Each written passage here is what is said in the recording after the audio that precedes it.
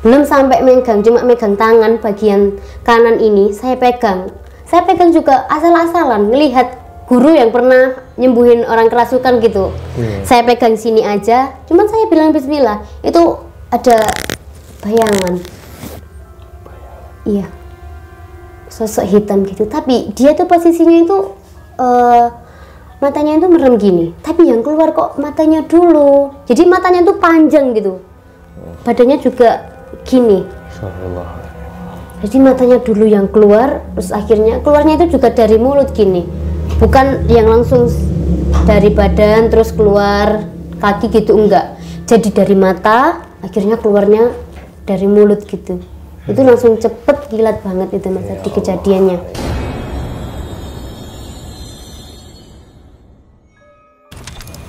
Entah mimpi atau nyata, itu di kamar ya Mas. Kalau ingat sih kayak masih merinding sekarang. Ada satu wanita pakai siker Sunda gitu, dandanannya itu juga ini pakai gelung gini, terus bawahnya itu rambut biasa warna gold gitu, tapi wajahnya juga biasa, gak pakai make up. Jadi ini tuh kayak emas gitu, pakai segini warna hijau, di sini kayak kalung gitu emas. Jadi di sini tuh kelihatan itu Mas badannya, di bawahnya pakai kayak baju jin gitu.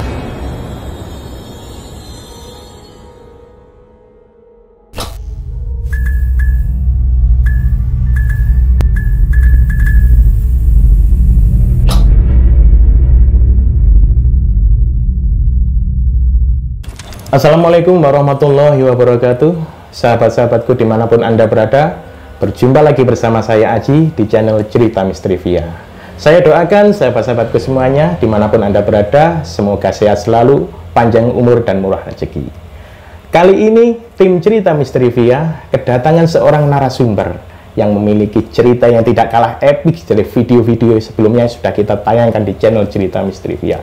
Daripada penasaran dan ribet-ribet, langsung saja kita ajak kenalan. Assalamualaikum, selamat malam Mbak. Waalaikumsalam. Iya, selamat datang di Cerita Misteri Via. Boleh dikenalkan namanya Mbak? Iya, sebelumnya halo, perkenalkan nama saya Ananda Putri dari Kota Sidoarjo. Oke, saya manggilnya siapa Mbak? Mbak Nanda. Oh, Mbak Nanda ya. Oke, Mbak Nanda. Dari Sidoarjo. Iya, dari Sidoarjo. Boleh disapa warga Sidoarjo, Mbak? Halo warga Sidoarjo, khususnya warga Tari ya. Oke, baik ya. Mbak Nanda, kita narasumber kali ini adalah Mbak Nanda. Nah, jadi hari ini Mbak Nanda mau bercerita soal apa Mbak? Soal pengalaman pribadi nih Mas Haji ya. Pendakian horor lah, boleh disebut pendakian horor gitu. Pengalaman pribadi.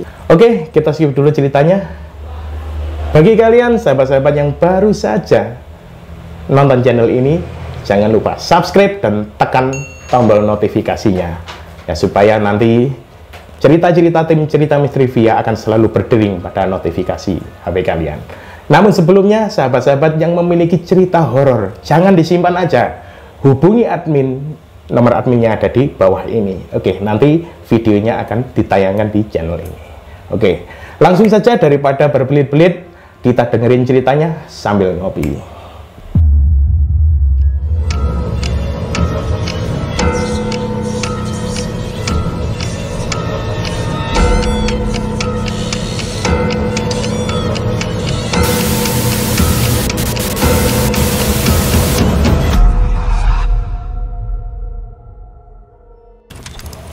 Oke, sepertinya para penonton sudah tidak sabar untuk mendengar ceritanya Mbak Nanda. Iya.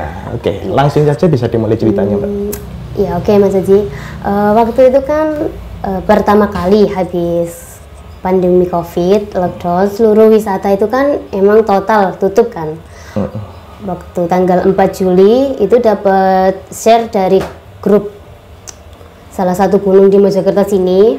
Terus saya dijabri sama salah satu teman saya cowok. Ini ada satu gunung ini yang udah buka, gimana nih, mau naik nggak, mau lemesin badan nggak gitu. Terus posisi saya juga kan waktu dulu kan emang lagi nganggur habis lulus sekolah gitu kan. Ya udah mau gimana ya, cabut-cabut aja gitu Mas Haji. Terus akhirnya itu langsung deal, tanggal 4 sore janjian, tanggal 5 itu langsung berangkat. Itu tanggal 5, pulang tanggal 6. Pendakian pertama ini cuma 4 orang, 2 cewek 2 cowok. Udah berkemas, akhirnya langsung berangkat sampailah di base camp sekitar jam 3.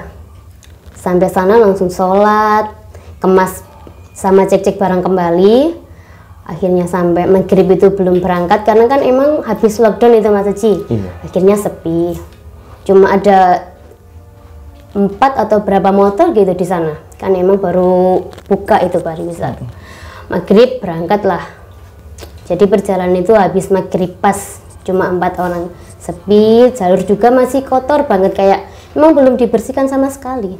Terus lewat, gak ada apa-apa. Jalur pertama, pos 1 aman, pos 2 juga aman. Emang kan berhenti lama, nggak pernah mendaki, akhirnya kan capek, dikit-dikit capek, dikit-dikit emang kerja nyantai lah, mikir di puncak pasti udah dapet tempat, gak gubuk kayak seperti hari-hari weekend atau gimana gitu. Terus belum lama udah ada janggal di situ, kan emang latar belakang saya kan udah menempel sama hal-hal mistis dari dulu. Berangkat habis maghrib itu pokok molor sampai jam 10 malam masih belum sampai. Emang dari pos 1 ke pos 2 makan-makan dulu, nyantai-nyantai dulu. Di jam 10 malam itu tadi udah posisi capek, kalau keringet kena angin gitu kan rasanya semilir, terus ngantuk gitu ya kan. Akhirnya posisi sampai di pos 3 itu udah pertama kali mendaki, langsung disambut sama hal-hal yang menurut aku udah surprise banget kan Mas itu. Kayak ya ampun, ini aku baru pertama mendaki loh, kok udah disambut sama gini, apa karena ini nggak pernah dijajah sama orang, terus aku orang pertama yang kesini gitu. Itu pertama lihat ada anak kecil 2 ya, mungkin tidak lihat langsung secara nyata gitu, enggak, cuma dari belakang. Posisi saya kan bawa carrier untuk makanan konsumsi, terus cuma bilang, Mbak ayo main gitu. Jadi posisi saya dulu nggak gubris, kemungkinan saya capek, posisi juga kan main handset saya, kemungkinan ada bisikan dari bawah kan juga bisa, kemungkinan oh anak bawah mungkin pendaki lain, asumsi saya awal gitu. Terus oh sampai saya ladenin, akhirnya si anak 2 ini ternyata emang beneran ada itu di pohon.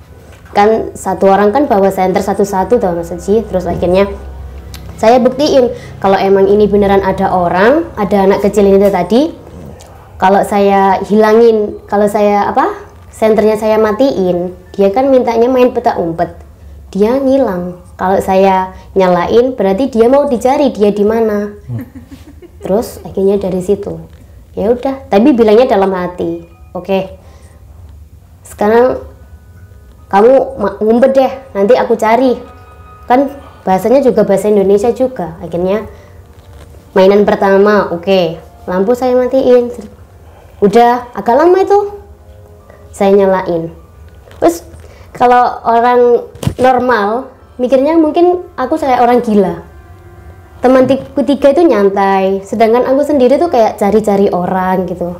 Tahu temanku satunya, ngapain sih, eman kan baterainya nanti kok perlu gitu. Enggak, aku kan tulinan ini ono apa-apa kan, iki wis lama gak dijajah wong habis lockdown gitu. Dah yang pertama itu.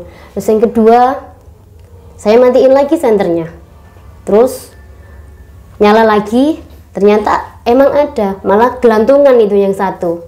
Gelantungan kan, tapi emang permisi ya Mas Haji, kayak kurcaci gitu, badannya pendek, bukan anak kecil. Saya pikir pertamanya itu anak kecil. Kan kalau anak kecil kan ya kasihan, mungkin butuh apa ya, kalau sama saya kan udah melekat dari dulu hal mistis. Mungkin kamu itu dulu gimana gitu. Ternyata pas waktu yang kedua ketangkep saya di senter itu, loh ternyata bukan anak kecil. Saya bilang gitu. Terus akhirnya yang ketiga ini Mas Haji yang janggal. Lah yang ketiga ini saya matikan lagi nih senternya, mati.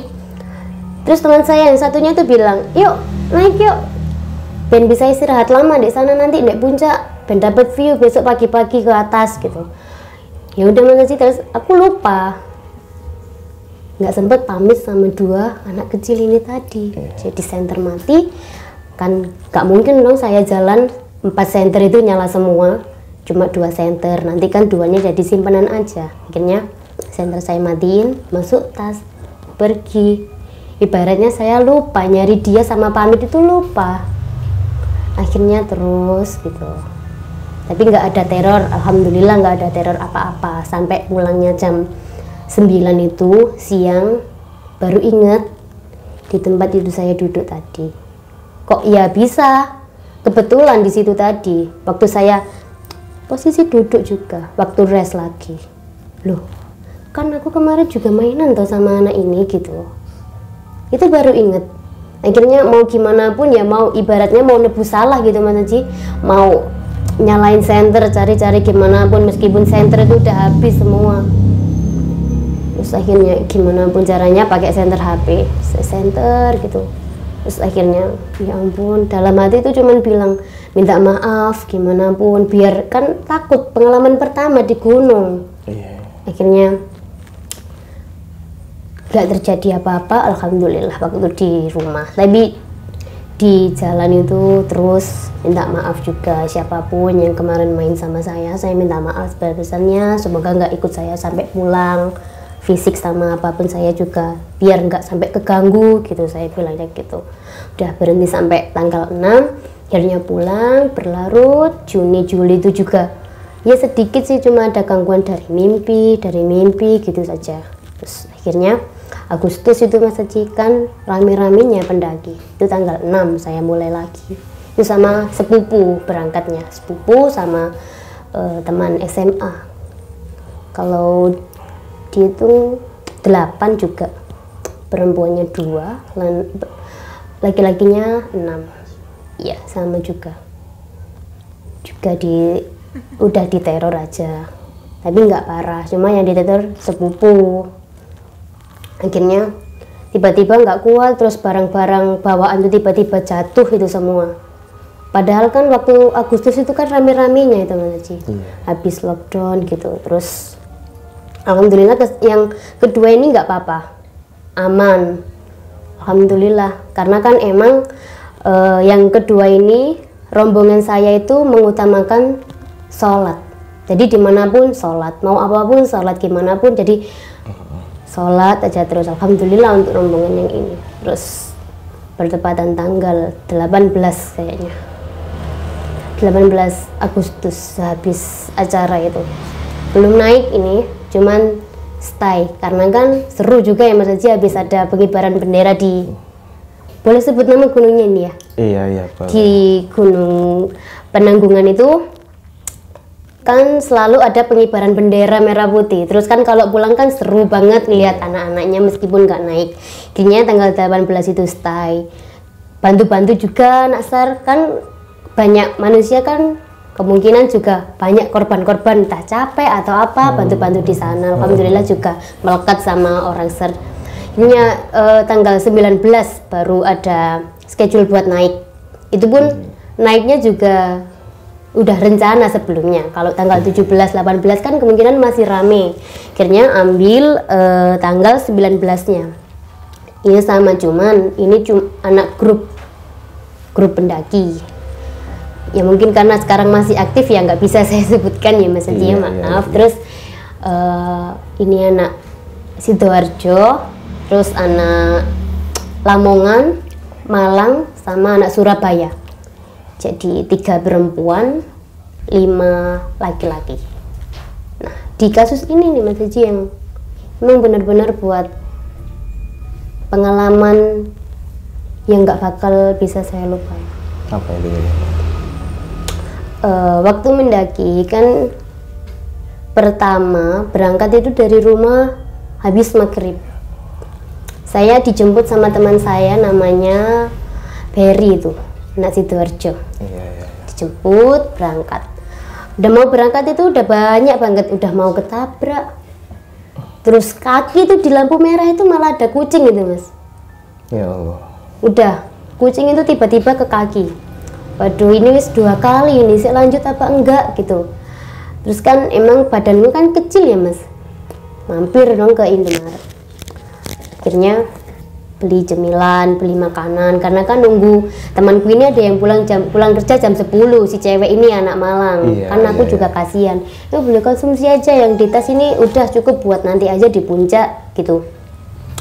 Selang beberapa waktu beli makan untuk konsumsi, nunggu temen, kok bisa-bisanya waktu naik ke sepeda itu jatuh gitu, kayak tiba-tiba kayak itu berat banget, padahal sebelumnya itu biasa-biasa aja ya, gak ada yang berat, gak ada yang apa. Terus pandangan teman saya yang beri-beri ini tadi kabur semua, padahal dia nggak punya apa riwayat men atau apa gitu, nggak punya. Tiba-tiba bilang, mbak aku ini nggak kelihatan apa-apa, gimana ini?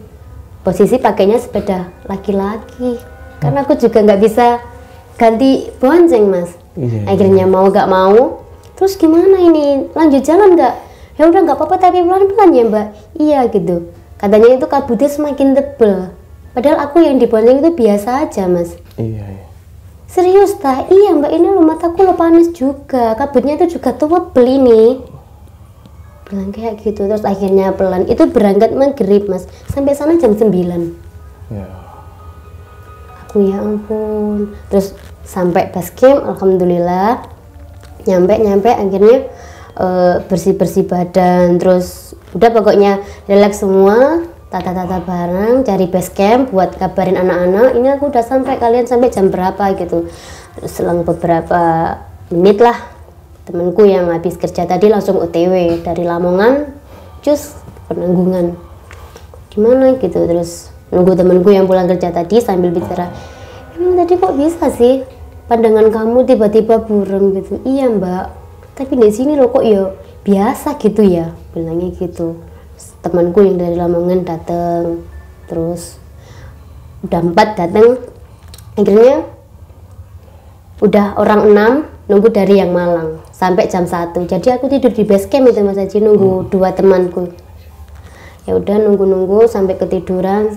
Konsumsi itu juga udah habis total, air sampai minta lagi ke pos, mas minta buat nanti ya di puncak, kamu kok minta-minta, sampai sempet dimarahin, belum berangkat air kok udah bolak-balik habis gitu. Kesalahan pertama itu juga naik tanpa izin. Ini jujur mas Adi baru cerita, jadi nama saya sama kelompok itu tidak tertulis di buku. Bisa dibicarakan, saya ini kan ada grup ini tuh komunitasnya itu selalu setiap seminggu sekali tuh selalu bersih-bersih, entah di pos 1, pos 2 atau pos berapa gitu, selalu bersih-bersih. Nah dengan gampangnya orang SAR itu menilai kalau saya pakai baju grup tersebut selalu gampang masuk. Biasanya kan disuruh nunggu sini, parkir sini gitu. Kalau sudah pakai baju tersebut, orang SAR selalu cuek, kayak udah masuk nyelonong gitu aja. Jadi kesalahan pertama juga, kita serombongan orang 8 itu tadi langsung naik, jadi nggak pakai ada izin namanya siapa gitu, nggak ada berapa orang datang jam berapa, itu enggak. Karena emang membludaknya habis 17-an kemarin, akhirnya kemungkinan karena udah lama nunggu di situ tadi, temenku yang Lamongan bilang, wis gak usah regis, yuk berangkat aja. Lagian wong SAR ya wis ngerti lah, kita tadi dari tadi di sini gitu. Jadi bisa dibilang ya ilegal orang 8 ini. Terus jam 1 itu temanku yang dari Malang, cewek-cewek 2 itu baru datang. Aku baru bangun tidur, mandi juga. Terus akhirnya teman-temanku yang cowok prepare lah, itu udah berdoa mau berangkat. Dan temanku satu yang tiba-tiba telepon si Berry ini tadi, ya diangkat. Kemungkinan kan karena si Berry ini bisa dibilang bendahara gitu di grup, kan emang satu grup ini rencananya. Kemungkinan soalnya kan minggu depannya mau ada acara camp bersama gitu. Diangkatlah telepon sama si Berry. Kenapa Wit gitu? Terus kamu dek Penanggungan ya? Iya, aku ikut ya, aku wes prepare sembarang kali re gitu. Ya mau nggak mau gimana, orangnya udah di pos. Terus akhirnya jalan ke pos 2 itu 8 orang. Akhirnya si Wiwit ini tadi ikut nyusul sendiri, bawa barangnya sendiri, apa-apanya sendiri tuh dibawa sendiri konsumsinya, gak ada yang ngajak. Akhirnya sampai di pos 2 emang ada salah satu temanku cewek yang kurang fit di situ.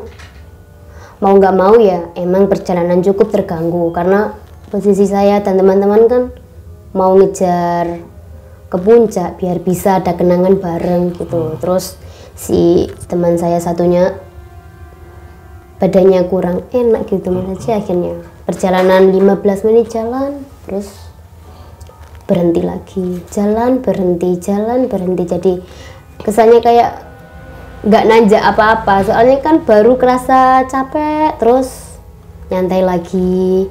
Nyantainya itu nggak sama kayak jalannya, nyantainya berapa menit, jalannya berapa menit gitu. Akhirnya jadi bersembilan kan untuk camp. Puncaknya itu ya di pos 3 itu waktu sama temanku, tapi sebelum itu aku gak kenal sama si Wiwit ini, cuman ada temanku 2, Berry sama Adi ini bilang, itu si Wiwit minta nomormu, minta bawa tasmu gitu bilangnya. Kenapa? Emang kan anaknya agak gimana gitu, pertama ketemu itu kayak gak ada sopan santun sama saya, itu juga udah pegang tangan terus, Mbak grup baru ya, anak baru ya gitu. Iya mas gitu, gak pernah kelihatan deh grup udah kayak pegang HP sambil nyari-nyari yang mana mbak namanya biar tak save gitu. Kan aku juga risih tuh mas Adi kalau dikirim. Terus akhirnya sampailah di, dia tuh pokoknya ngincik dulu, padahal tadi itu datangnya terlambat. Akhirnya jalan pertama kayak orang jalan itu sambil ngeledek, terus bawa carrier sambil niki masuk ya guys cepet gitu. Dia tuh sambil lari emang mas, bawa carrier itu sambil lari. Jadi teman-temannya masih di pos 2, dia itu udah di pos 3 gitu, tapi juga sambil ayolah iki ndaki apa piye bilangnya gitu. Terus aku kan juga kesel toh, ini temen ada yang cewek yang sakit loh ini. Terus bilangnya wis tah iku kok diurus nduk sing penting tutuk sik bilangnya gitu. Terus ya udah akhirnya sampai di pos 3 itu mungkin udah nggak kuat ini, si Caca ini mungkin udah nggak kuat. Akhirnya mau nggak mau ini udah jam 1 ini, mau nggak mau itu ya ini temenmu ini kasihan dari Malang itu ke sini tuh gimana sih, cewek-cewek juga ya mau nggak mau teman-temanku yang cowok itu buat mie, kopi, teh gitu kan. Dia udah baring, sebelumnya belum baring sih, masih duduk aja dia si Caca ini sama si Fitri juga. Terus aku kan naik ke tangganya itu, ke anak tangga, terus kan ada pohon gitu kan mas yang bisa dibuat duduk.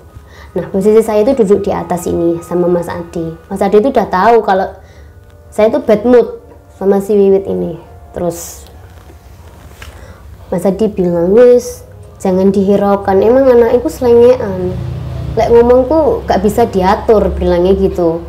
Tapi aku di situ juga ada, ya Allah kok males banget ya ketemu orang kayak gini. Freestyle itu kayak gak ada malu-malunya sama sekali. Terus akhirnya Mas Adi bilang sama si Berry ini, wis mbak udah gak usah, emang anaknya gini, jadi mbak itu harus bisa menyesuaikan sampean yang besar. Akhirnya ya udah, terus jadi yang di atas itu 3 cowok sama saya, yang mau nggak mau nungguin masak kan agak lama ya Mas Adi kalau masak dipakai kompor gitu. Akhirnya jajan, anak-anak pada nawarin jajan, minum, saya tinggal tidur kan, saya pakai headset udah tuh kepala senderan gini ke pohon kayak nyenyak banget, emang kan posisi capek banget, ngantuk pas berangkat. Akhirnya si Wiwit ini tadi kok nyeletuk tiba-tiba, dia bilang kalau dia kan emang kerjaannya bisa sebulan penuh kalau di gunung, bisa mondar-mandir ke gunung itu kayak dianggap sepele gitu loh. Emang riwayatnya dia itu sering banget ke gunung itu. Mungkin karena kan ada grup, saking seringnya sampai dia bilang menjajah naik itu sendiri aja udah hafal dia, udah nggak ada takut-takutnya. Tuh kok tiba-tiba nyeletuk. Aku tuh selama daki di sini pulang pergi tuh nggak pernah ngelihat hantunya di penanggungan ini. Pengen deh sekali-sekali ku tahu gitu.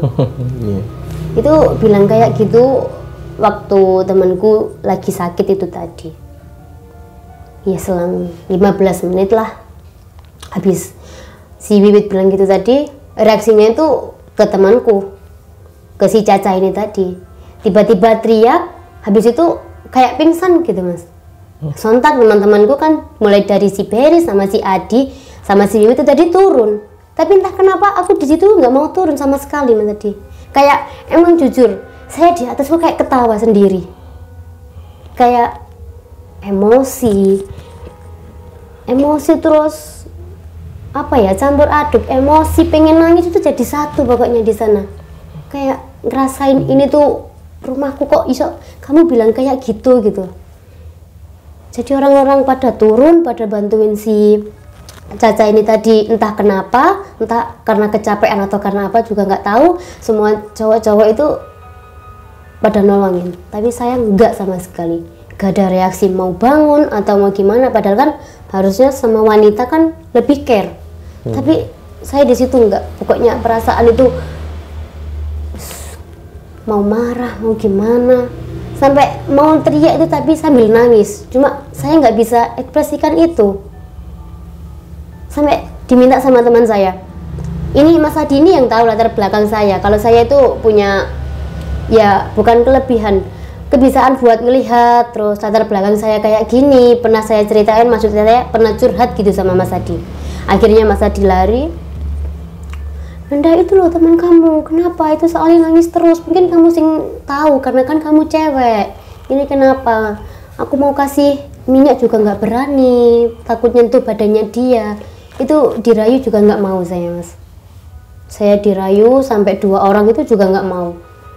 Akhirnya si Wiwit ini tiba-tiba telepon tim SAR, iki loh ono arek sing gak sadar, tolong ambilin, kata-katanya wis tolong ambilin gitu, bukan malah ditolong ini gimana enaknya, ini dirawat atau gimana, itu enggak, malah langsung telepon. Terus akhirnya mau nggak mau saya ke Caca itu tadi, udah dengan posisi tidur kelentang gitu, merem gitu, tapi air matanya juga netes gitu, cuma keluarin suara tapi yang enggak keras banget gitu, enggak mas, cuma gitu aja, badannya juga hangat gitu. Terus aku tanya, kan aku juga nggak ada kepikiran kerasukan nih, itu nggak ada mas. Pertamanya tanya ke Fitri tadi, ini tadi berangkat udah makan apa belum? Nggak tahu mbak. Terus saya tanya lagi, udah pernah daki apa belum, apa pertama kali ini. Jadi kan aku masih berpikiran positif kan mas, meskipun sebelumnya ada hal-hal aneh atau gimana gitu. Akhirnya mungkin kecapean, terus saya boiler minyak atau apa gitu. Akhirnya belum sampai ke badannya sini, terus mau nggak mau ku lo wajahnya coba diku kenapa mas Adi kan takutnya kan si Caca ini kerasukan gitu. Jadi kan dikerubungin orang banyak, mau nggak mau saya suruh minggir semuanya, minggir, aku bilang gitu. Belum sampai megang, cuma megang tangan bagian kanan ini saya pegang juga asal-asalan, ngelihat guru yang pernah nyembuhin orang kerasukan gitu. Saya pegang sini aja, cuman saya bilang bismillah, itu ada bayangan. Iya, sosok hitam gitu, tapi dia tuh posisinya itu matanya itu merem gini, tapi yang keluar kok matanya dulu, jadi matanya tuh panjang gitu, badannya juga gini, jadi matanya dulu yang keluar, terus akhirnya keluarnya itu juga dari mulut gini, bukan yang langsung dari badan terus keluar kaki gitu, enggak, jadi dari mata akhirnya keluarnya dari mulut gitu. Itu langsung cepet, kilat banget itu Mas Adi kejadiannya. Dari kejadian itu terus saya takut, Warno. Itu baru pertama kali saya tahu bentuk. Cuma kan saya mikirnya mungkin halusinasi gitu. Soalnya saya baru pertama kali bertemu sama makhluk halus gitu, baru pertama kali. Habis kejadian itu saya duduk sambil minta minum. Mungkin saya ngantuk tadi. Minta minum dong Mas Adi, saya bilang gitu. Minum. Habis terus udah keringet dingin itu Mas. Keringet dingin sambil bayangin kaki ini sudah nggak bisa digerakin, udah capek pikiran. Ya ampun, baru pertama ini aku gitu, baru pertama kali. Terus reaksi tadi si Caca langsung bangun. Habis ada bayangan tadi si Caca bangun, itu bangun langsung muntah. Akhirnya agak lega sedikit ya Mas Adi, si Caca bisa sadar. Terus aku tanyain, Caca kamu nggak apa-apa? Nggak apa-apa Mbak, kamu tadi makan? Enggak. Oh emang kecapean. Aku bilang kecapean kan orang-orang yang lain kan belum tahu, aku belum cerita kalau ada sosok ini. Nyuiki emang belum makan dia, aku bilangnya gitu. Terus si Wiwit tadi kan telepon tim SAR, mau nggak mau selang itu ada 2 tim SAR datang. Akhirnya tanya, ini tadi rombongan berangkat jam berapa? Bohong lagi di situ, jam 12 Pak. Dan kita nggak ada regis sama sekali. Ya mungkin tim SAR nggak mau semena-mena langsung menolong, telepon orang bawah. Itu yang buat malah makin kacau. Mas Adi bilang, gimana ini? Kan kita nggak regis. Bentar ya, saya telepon dulu, bilang gitu. Soalnya kan kondisi Caca kan bisa dibilang nggak terlalu argan banget gitu loh posisinya. Nggak terlalu parah gitu sakitnya. Sakitnya kan juga udah sadar, udah makan juga. Jadi kan tim SAR telepon, ada nggak yang tadi rombongan berangkat jam sekian gitu. Akhirnya ya dapat ocehan juga dari tim SAR. Tadi kamu nggak regis ya, gini-gini. Mau nggak mau disuruh turun sama tim SAR. Sekarang kalau kayak gini ya tanggung jawab siapa? Gitu. Jadi tim SAR sempat ngomel di situ. Akhirnya datang lagi 4 tim SAR sama yang tadi 2, datang lagi 2. Bilangin kalau kita nggak itu, terus dikasih minum, disuruh turun kita. Kan nggak mungkin kita belum regis terus disuruh lanjut lagi. Ini mau nggak mau si Caca ini tadi disuruh turun pakai sewek gitu, turun sendiri. Terus tim SAR-nya bilang, habis ini turun ya, udah regis dulu salah satu. Mas Adi turun, kalau mau lanjut regis dulu salah satu.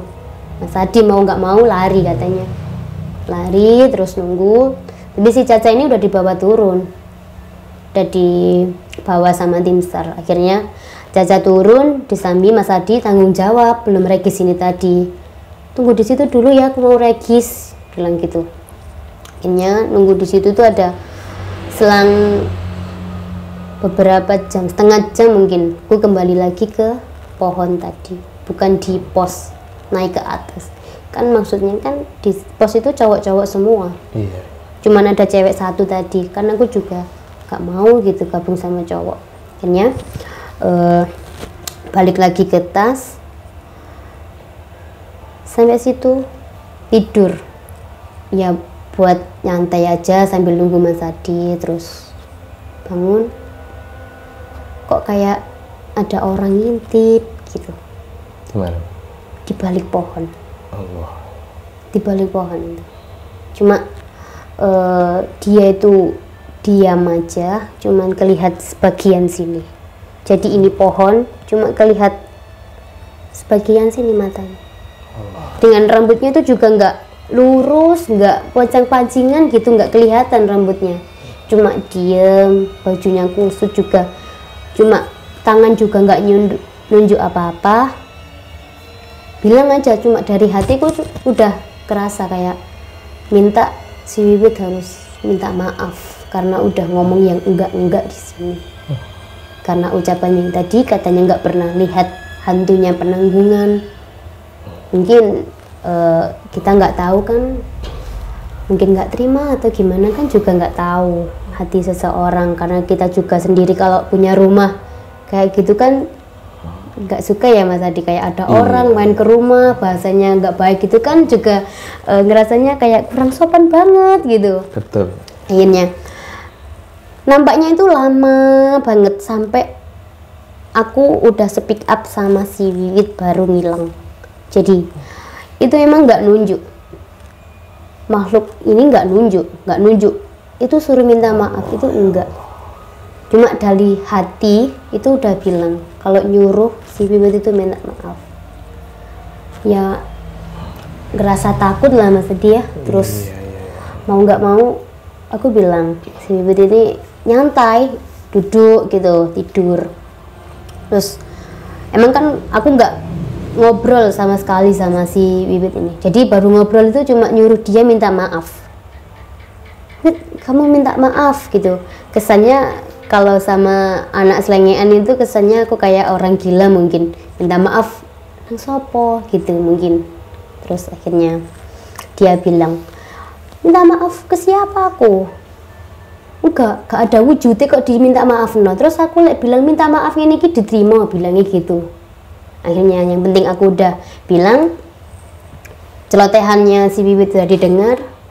Terus tak lihat lagi orangnya nggak ada, orangnya udah pergi. Tapi perginya itu aku juga nggak tahu pergi kemana, itu juga nggak ngeh. Tiba-tiba si Wiwit bilang kayak gitu, mau nggak mau kan tujuan mata saya kan ke Wiwit, nggak mungkin saya bilang sama Wiwit tapi tujuan mata saya ke makhluk tadi. Akhirnya si Wiwit udah jawab kayak gitu. Terus ya udah, saya bilang ya udah karena makhluknya udah nggak ada. Oh berarti tadi nungguin minta tolong buat dia itu minta maaf. Akhirnya selang beberapa itu jadi canggung kan, jadi canggung itu Mas, nggak ada yang ngobrol sama sekali. 9 orang turun 1 tinggal 8 itu 2 tadi sama Mas Adi, udah tinggal 7 tuh diam sama sekali, nggak ada yang ngobrol. Terus akhirnya si Wiwit sendiri punya inisiatif bilang, mending daripada nganggur gak jelas gini ki bersih-bersih gunung gak sih, bilangnya gitu. Bersih-bersih semuanya, gerak semuanya, aku doang yang nggak gerak Mas. Terus aku dikatain si Wiwit gini, milu po bersih-bersih ojo kemayu, bilangnya gitu. Ojo kemayu tadi arek iki wis nang gunung kok kemayu, dibilangnya gitu. Tapi itu aku di situ kayak denger Wiwit bilang gitu ya tak buat santai, malah aku HP-an gitu. Akhirnya kumpul-kumpul. Selang beberapa lama Mas Adi datang, udah dapet, biasanya kan kalau emang rekis kan dapet dana, dapet apa gitu kan Mas ya. Akhirnya udah dapet, ini udah dapet, yuk packing lagi, mau naik. Terus tim SAR datang, ceweknya turun, bilang gitu. Ceweknya turun, yang 2 temannya minta ditemenin gitu. Awalnya si Fitri ini minta aku aja Mbak yang turun, Mbak lanjut aja gitu. Ini temanku soalnya, si Fitri bilang gitu, Caca tanggung jawab saya Mbak gitu. Enggak deh, aku juga ikut turun, aku bilang gitu kan Mas. Terus akhirnya aku turun, si Berry nggak mau naik kalau nggak sama saya. Si Berry mau ikut turun, Mas Adi mau ikut turun, semuanya ikut turun jadinya. Ya udah Mas, ndaki besok pagi ya. Akhirnya turun, si cowok-cowok itu habis bawa sampah. Terus si Wiwit ini juga akhirnya ngomel, ngerti ngene wis gak usah ndaki, makanya besok-besok lek ndaki terus gak usah mbak Aris sing gak pernah ndaki, wis bilang gitu. Akhirnya si Mas Adi ini kayak sempet mau berantem di situ, kayak omonganmu itu bisa dijaga nggak sih kayak gitu. Soalnya kan emang nggak tahu dia itu kayak gimana gitu orangnya. Terus mau nggak mau kan turun pakai sepeda itu sama tim SAR, turun itu kan di pos 3, turun terus sepi banget, nggak ada pendaki naik. Sampai di pos 2 itu dibelokkan kalau nggak salah ada satu pohon salak gitu. Terus kayak kan posisi aku kan di belakang sendiri Mas, di tengah ini tuh Fitri, terus depan lagi kan tim SAR, dipakai sama sarung gitu, biar nggak tahu biar apa, jadi sarung itu jadi 3 gini sama tim SAR. yuk pakai ini nanti saya gak jatuh biar. Terus sampai pos 2 itu tadi di pohon salak tadi itu ada yang ngetawain. Ya Allah. Ya kayak cekikian gitu. Suara kayak perempuan. ya suara perempuan. Terus kan aku kaget, di belakang sendiri posisi habis diketawain tuh jalannya itu macet, gak bisa jalan. Sepedanya tim SAR itu tadi kayak nggak bisa jalan, kayak ada batu gitu. Alhasil alhamdulillahnya Mas Adi tuh sempet langsung buntutin. Jadi ada batu tuh minta tolong sama Mas Adi. Mas Adi tolong dilihat dong di depan ada apa gitu. Terus ternyata ada batu. Sempet ada beberapa menit di situ Mas. Gak jauh dari pohon, kan aku juga yang dengerin kan kayak ya ampun ini kan pohon salak terus gitu. Akhirnya bisa pulang sampai di base camp. Sampai di base camp udah nggak jadi naik. Si Caca sama si Fitri itu tidur, si Caca belum sadar. Sampai jam 5 itu belum sadar. Akhirnya dikasih selimut, kasih masak atau apa gitu. Akhirnya gak jadi berangkat, ditunda besok pagi naiknya jam 3 itu. Masak kan karena lapar banget Mas, masak terus jadi makanan tuh dibuang semua sama si Wiwit. Udah packing makanan ini disuruh masak, jadi ibaratnya kan bawa mentega terus dicampur semuanya, itu udah nggak karu-karuan itu di situ. Terus akhirnya stay di base camp sampai pagi. Terus mau dilanjut itu ternyata udah sampai pagi, akhirnya nggak dilanjut sampai seterusnya. Jadi pendakian sudah stop sampai pos 3 itu tadi. Pulang-pulang alhamdulillah, meskipun pulangnya agak riuh itu juga Mas, soalnya kan barang bawaan kan ada yang di tas ini, ada yang di tas ini, akhirnya ya geger gitu. Pokoknya pendakian itu gagal total semua. Gak sama seperti schedule yang harusnya seneng-seneng gitu akhirnya. Terus itu kan di Agustus ya Mas Adi. Kan 3 kali pendakian selama habis lockdown itu saya. Juni, Agustus, September itu emang udah ada kayak teror atau gimana gitu, rasain badan sering panas, sering gimana gitu. Akhirnya mau nggak mau kayak sedikit-sedikit itu saya sering ke Penanggungan. Nggak tahu kenapa juga kok kayak sering banget ke Penanggungan. Meskipun nggak naik, ibaratnya cuma bawa tas biasa gitu, bawa cemilan terus nyantai aja di pos 3, pos berapa gitu. Sering ngelakuin kayak gitu. Terus September itu masih sering-sering ke sana. Oktober udah total sakitnya. Oktober itu akhir bulan udah total. Maksudnya bukan langsung teror itu enggak. Jadi badan panas, terus sering kecapean. Itu sehabis mendaki ya, Mas. Habis yang sama anak Malang, sama Mas Adi tadi, sama Berry itu tadi. Terus kan akhirnya kok ngerasa kayak gak enak gitu. Udah Oktober itu udah putus, nggak pernah ngegunung sama sekali karena udah nggak ada teman, karena habis cekcok tadi kan sampai ke grup karena kita nggak regis. Jadi mau nggak mau ketua grup kan juga nyalain, ini kita semua dikeluarin dari grup. Terus ada yang sakit, mau nggak mau kan kepala grup ini tadi kasih kayak santunan ke sana, mau nggak mau, terus kita disuruh tanggung jawab segala macam. Akhirnya udah merambat kemana-mana semua ini Mas. Terus malu lah, kasarnya saya malu untuk ke base camp lagi karena kan di situ base camp grup tersebut. Jadi tiap hari itu update kan, teman saya akrab itu kan juga ikut grup tersebut. Selalu saya pantau story anak-anak gitu. Kalau lagi di situ kan selalu buat story. Jadi saya kayak sungkan buat kesana Oktober itu. Terus ngerasain kayak sakit, mual gitu. Oktober akhir mual, sampai akhirnya udah stay di rumah. Dipikir orang tua saya kan sakit kayak lambung karena kan punya riwayat lambung gitu atau kecapean karena emang nggak pernah di rumah. Tapinya saya kan emang suka daki banget, itu udah nggak bisa ditahan. Jadi kalau pulang sekolah lagi libur apa daki gitu. Terus lama habis kejadian itu kok ngerasa badan sering sakit, sering gimana gitu. Akhirnya lupa untuk harinya ini Mas dia. Ini dibilang teror juga bisa, atau dibilang emang ngikut juga nggak tahu ya, karena kan